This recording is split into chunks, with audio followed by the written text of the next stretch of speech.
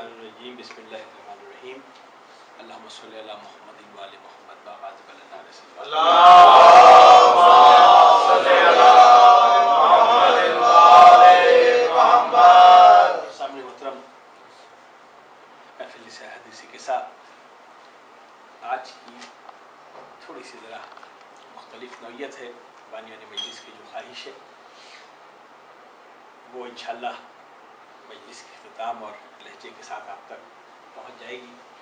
لیکن ابھی میں صرف اتنی گزارش کرنا چاہتا ہوں کہ مجلس کے بعد یا آپ کا تجربہ بھی ہے بزرگان محترم، بس ذرا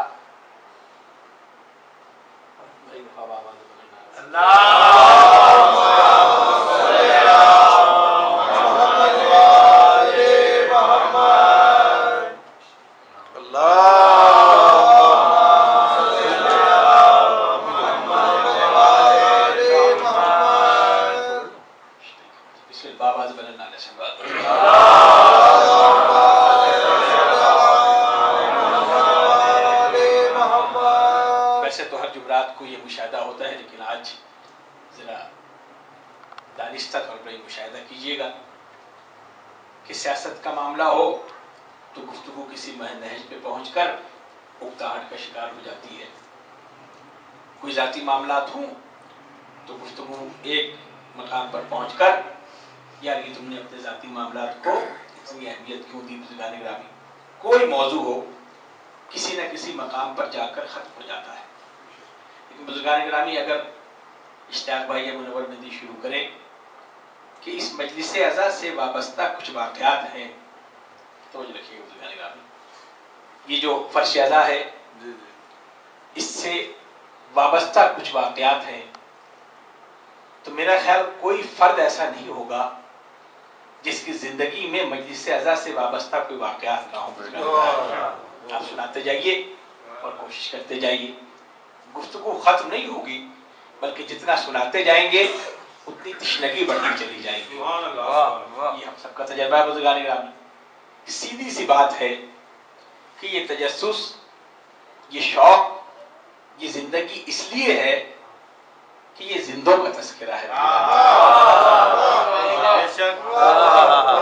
ایک قدم اور آگے بڑھ جاؤں، یہ زندوں کا تذکرہ نہیں ہے، یہ ان لوگوں کا تذکرہ ہے جو زندگی دینے والے ہیں.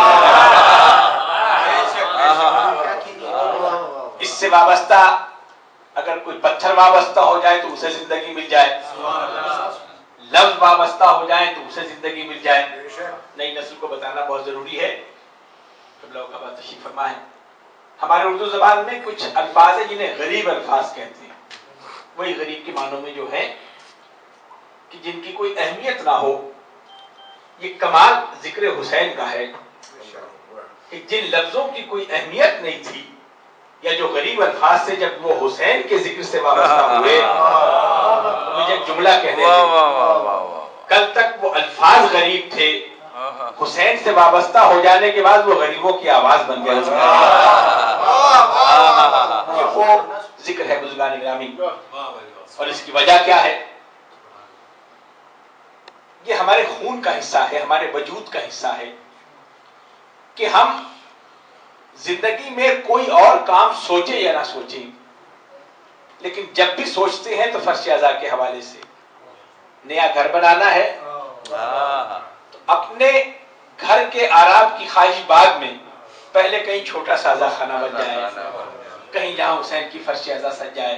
اچھا بزرگان گرامی، میں نے شاید براہ راست گفتگو کر دی. اس کے لیے ضروری نہیں کہ کوئی بڑی خواہش ہو.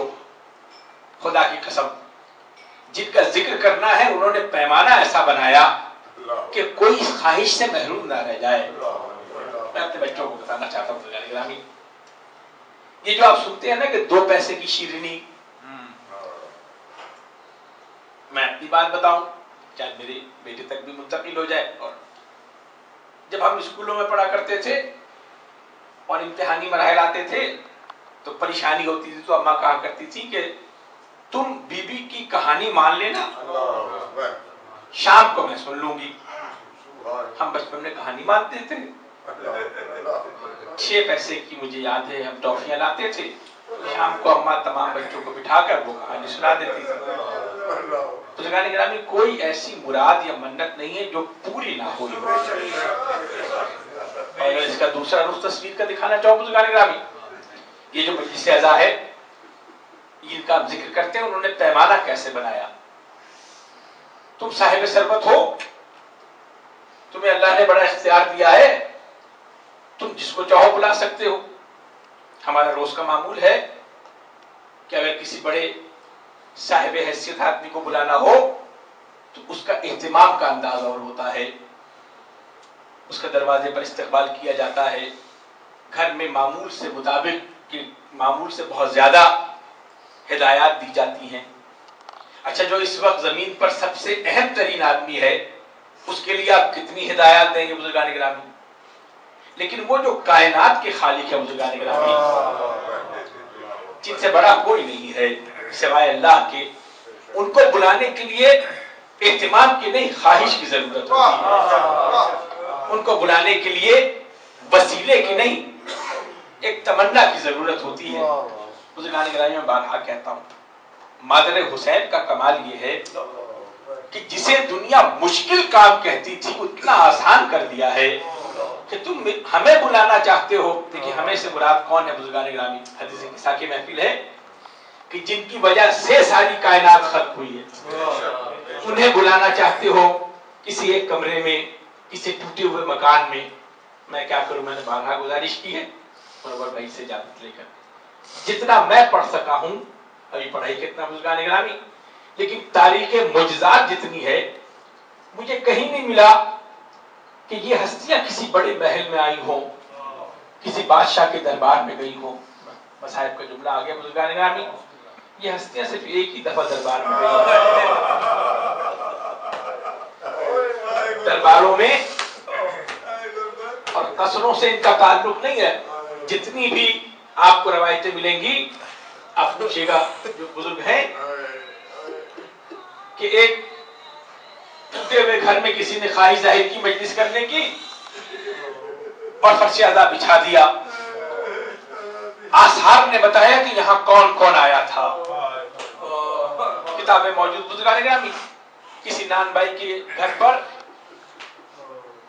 کسی پھول بیچنے والی، میں نے عرض کیا جس طرح، یہ ساری صورتیں اس لیے ہیں کہ دیکھو ہمیں بلانا چاہتے ہو نا تو سب سے جو کم استطاعت ہے وہ 2 پیسے کی شیرنی کا مطلب یہ نہیں ہے کہ 2 پیسے کی شیرنی ہے، بلکہ 2 پیسے کی شیرنی بھی شاید محاورت سے استعمال کی ہو کہ ہمارا ذکر کرنا ہے، 2 پیسے کی شیرنی رکھ کر ہمارا تذکرہ کرو، ہم آ جائیں گے بزرگان گرامی۔ اچھا بزرگان گرامی ہاتھ جوڑ کے میں کہیں سے مسائل شروع ہو جائیں گے۔ یہ جو آپ 2 پیسے کی شیرنی پر حسین کی نیاز دیتے ہیں، اس کو حاصل کرنے کے لیے کبھی آپ طریقہ کار دیکھیں بزرگان گرامی۔ وہ جو 2 پیسے کی شیرنی ہے نا، لاکھوں کروڑوں میں کھیلنے والا، جب وہ اسے حاصل کرنے آئے گا تو فقیر بن کے آئے گا بزرگان گرامی۔ میں بارہا گزارش کرتا ہوں کہ اپنے کسی دوست کو ٹھٹرتی ہوئی سردی کی رات میں دعوت دیجئے کہ آپ آج اس وقت ہمارے گھر کھانا کھائیے گا۔ پرتکلف دوست ہوگا تو لب و لہجہ بھی مختلف ہوگا کہ یہ کون سا وقت ہے رات کی سردی میں، اور جب یہ بہت قربت ہوئی تو وہ آ بھی جائے گا، جو کچھ کہتا ہوا آئے گا وہ آپ بھی بہتر جانتے ہیں۔ اس کے بعد آنے کے بعد آپ ایک طریقہ کار اختیار کریں کہ اسے وہیں دروازے پر زمین پر بٹھا دیں یا بیٹھنے کو کہہ دیں کہ تم زمین پر بیٹھ جاؤ، میں ابھی تمہیں کھانا پہنچاتا ہوں۔ رویہ ہے بزرگان گرامی اور بچوں کو سمجھانے کے لیے جو کیفیت ہوگی اس کا اندازہ ہے۔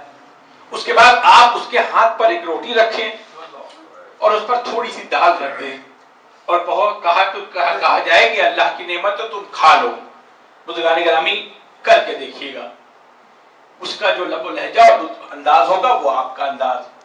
لیکن یہ سارا عمل اسی طرح کیجئے، صرف ایک لفظ بدل دیجئے کہ یہ حسین کی نیاز ہے بزرگان گرامی۔ صرف ایک لفظ کو تبدیل کر دیجئے کہ یہ حسین کی نیاز ہے، اس کا انداز بدل جائے گا۔ وہ آپ کے قدموں میں گر جائے گا اور کہے گا کہ یہ سعادت میرے حصے میں کیوں آئی ہے، میں تیرا شکر گزار ہوں، تو نے مجھے اس رات کے پہر میں بلایا ساری کائنات کو چھوڑ کے۔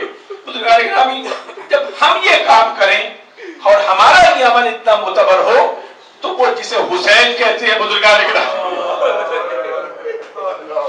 بس احمد تمام، بس یہ بات آپ تک پہنچانا چاہتا تھا بزرگان گرامی۔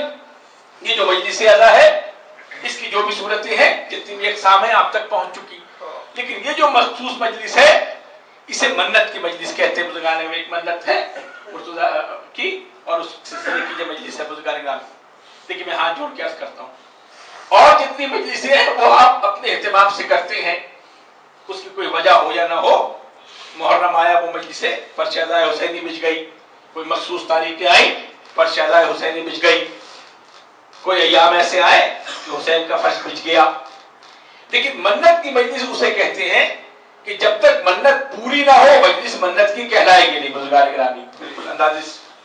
اچھا، کوئی ایسا فرد جو اس فرش اعلیٰ پہ بیٹھا ہو اور اس کے خاندان میں یا اس کے یادوں میں یہ ہو ہی نہیں سکتا کہ کوئی منت کی مجلس نہ ہو، ایسے ہی بزرگان گرامی۔ اور منت کی مجلس ہوتی اس وقت ہے کہ جب وہ پوری ہو، تو یہ جو مجلسوں کی تعداد بڑھتی جا رہی ہے اور 1400 سال سے منتوں کی مجلسیں ہو رہی ہیں، منت پوری ہو رہی ہے تو مجلس ہو رہی ہے نا بزرگان گرامی، منت پوری ہو رہی ہے تبھی تو مجلس اعلیٰ ہو رہی ہے، اور کہا بھی جاتا ہے اسے منت کی مجلس ہے۔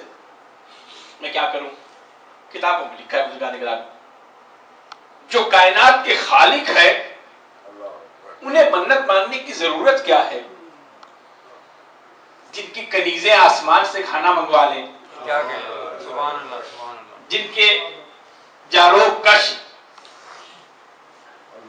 اگر ایک، اب یہ اشارے ہم بزرگان گرامی، ایک تھال میں پہ کپڑا ڈال کر اور تبرک تقسیم کرنا شروع کر دیں اور سارا مجمع وہ تبرک کھا لے اور تبرک ختم نہ ہو بزرگان گرامی، جاروب کشوں کا یہ عالم ہے بزرگان گرامی۔ وہ جو خالق کائنات رزق جن سے ہاتھوں تقسیم ہوتا ہے، اگر وہ ماں یہ منت مانے کہ میرے حسن و حسین صحت مند ہو جائیں تو میں روزے رکھوں گی بزرگان گرامی، بس یہیں تک لانا چاہتا ہوں۔ کیا انہیں اس کی ضرورت تھی؟ لیکن یہ عمل کس لیے بزرگان گرامی؟ یہ عمل ہمارے لیے، بتانے کے لیے کہ منت کہتے کس کو، بس رحمت تمام۔ وہ کائنات کی مالکہ ہے، اس نے اپنے بچوں کے لیے منت مانی، لیکن فرش اعلیٰ بچھا کر اس نے قیامت تک کے لیے ہم لوگوں کی منت کا انتظام کر دیا۔ جب کوئی الجھن ہو تو منت مان لینا مجلس اعلیٰ کی، تمہاری مراد پوری ہوگی۔ دیکھیے مصائب کے جملے ہیں، معاف کیجیے گا، تم منت مان لینا، منت پوری ہو جائے تمہیں خوشی کا عنصر ہوگا، لیکن کام یہ کرنا کہ میرے حسین کی فرش اعلیٰ بچھا دینا۔ منت تمہاری پوری ہوگی، تمہارے دل کو سکون ملے گا، حسین کے مصائب پڑے جائیں گے، میرے دل کو سکون ملے گا۔ یہ اہتمام ہے بزرگان گرامی، بس نعمت تمام۔ یہ جو ماؤں کی منتیں ہوتی ہیں نا بزرگان گرامی، ان کے انداز بڑے مختلف ہوتے ہیں۔ مائیں منت مانتی کیسے مجھے نہیں پتا، کربلا سے پہلے کی مائیں کیسی منت مانتی ہوں گی، لیکن کربلا کے بعد کی جو